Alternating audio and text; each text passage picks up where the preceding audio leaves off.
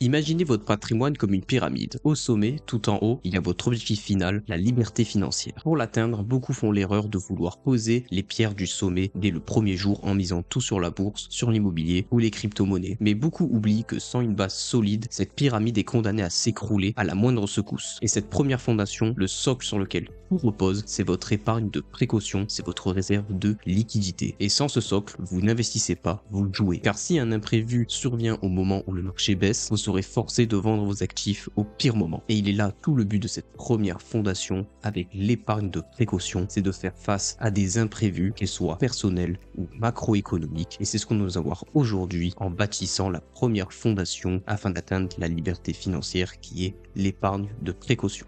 Premièrement, il faut comprendre que l'épargne de précaution, c'est plus que de l'argent, c'est un pouvoir de négociation et de liberté. L'épargne de sécurité, c'est vrai que c'est de l'argent qui dort, mais ce n'est pas seulement ça. C'est un actif qui travaille pour notre aspect psychologique. C'est ce qui transforme notre rapport au monde. Quand on a ce matelas de sécurité, on n'a plus la même tête face à un patron toxique ou face à une crise économique. On ne subit plus les situations, on peut choisir la manière dont on peut répondre à ces situations. Lorsque vous avez ce matelas de sécurité, vous avez la liquidité à côté pour faire face à des coups durs et tenir, et par exemple pour claquer une démission face à un patron toxique. Ce n'est pas seulement du coup une réserve pour payer une facture de garage, remplacer sa machine à laver, faire face à des imprévus, c'est aussi le droit de dire non. Et c'est tout là la différence entre quelqu'un qui va être esclave du système, entre guillemets, et quelqu'un qui a une marge de manœuvre réelle. Et ça, l'épargne de précaution permet d'avoir une marge de manœuvre, car vous avez de la liquidité disponible rapidement. Et justement, deuxièmement, il faut savoir définir sa cible, c'est-à-dire le montant de son épargne de précaution, le montant de cette première fondation, et elle ne doit pas être choisie au hasard, elle doit correspondre à notre profil professionnel et personnel. Par exemple, si vous êtes un salarié en CDI ou un fonctionnaire, vous avez donc la sécurité de l'emploi. En général, 3 à 6 mois de dépenses de côté suffiront largement à constituer votre matelas de sécurité. Cependant, si vous avez un profil par exemple de freelance, d'auto-entrepreneur, d'indépendant, ici par contre le système vous fera pas de cadeau. Par exemple, vous n'avez pas forcément accès au chômage, etc. Donc là, il faudra plutôt viser 6 à 12 mois de dépenses de côté. Il faudra avoir un meilleur matelas, un matelas plus conséquent afin de vous créer par exemple votre propre assurance chômage. C'est votre propre filet de sécurité aussi en cas de baisse de votre activité. Notamment si vous avez des enfants à charge, n'hésitez pas à rajouter 1 à 2 mois. Alors là aussi, un imprévu peut arriver. Imaginons son téléphone a lâché, vous devez le remplacer. Ça peut toujours faire 200 à 300 euros à lâcher dans le mois. Ça peut être assez compliqué. N'hésitez pas du coup à faire le calcul dès ce soir, additionner toutes vos dépenses, loyer, courses, charges fixes, etc.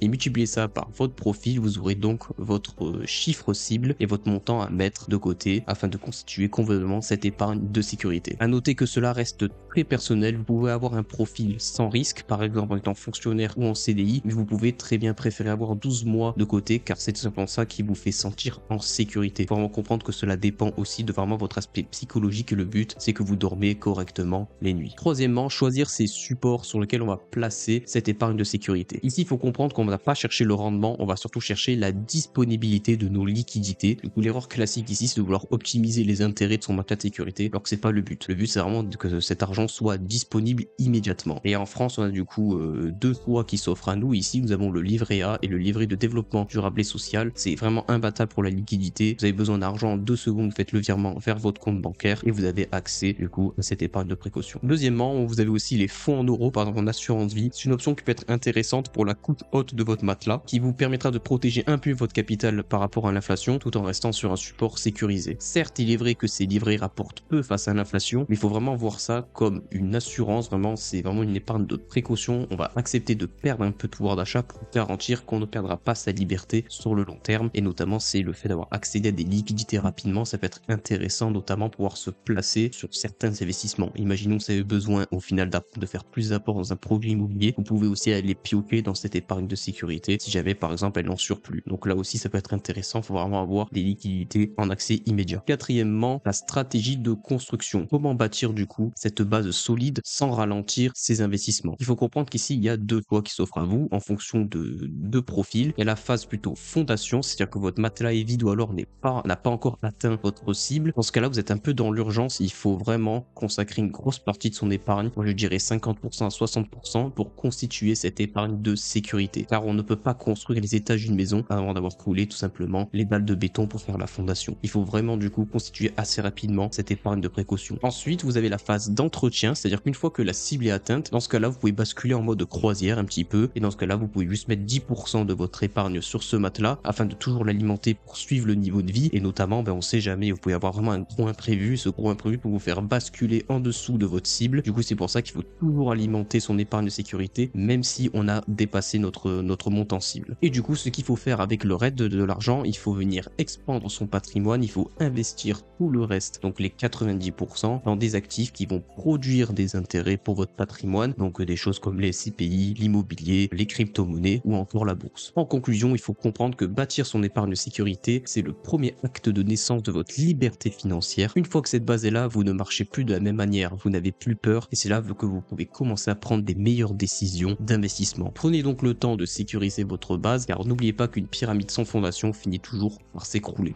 Je vous remercie d'avoir suivi la vidéo jusqu'au bout, cette vidéo touche à sa fin. N'hésitez pas à me dire vous en commentaire quel est votre montant d'épargne de sécurité, ça peut être intéressant de savoir ce que tout simplement vous avez de côté en termes d'épargne de sécurité. Si la vidéo vous a plu, n'hésitez pas à lâcher le pouce bleu, à vous abonner pour ne louper aucune de mes vidéos. Je vous dis à très bientôt, ciao ciao.